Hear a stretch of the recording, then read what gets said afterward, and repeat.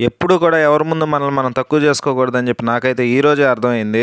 మంచి క్వాలిటీతో ఫినిషింగ్‌తో నీట్‌గా అయితే ఓనర్‌కి హ్యాండ్ ఓవర్ చేయాలని చెప్పేసి నేనైతే మిషన్ అయితే తెచ్చాను. తీరా చూస్తే అదే దెబ్బేసింది. నా చైనా మిషన్ ఇదేం బాగుంటుందిలే ఫినిషింగ్ బాగోదని చెప్పేసి ఏదైతే పక్కన పడేసానో చివరికి అదే దిక్కయింది. ఇది కేవలం నేను మిషన్ గురించే కాదు మనుషుల గురించి కూడా చెప్తున్నాను. ఏ మనిషిని ఏ ఒక్కరిని కూడా అవసరం అయిపోయిందిలే అని చెప్పేసి వాళ్ళని తీసి పడేయొద్దు.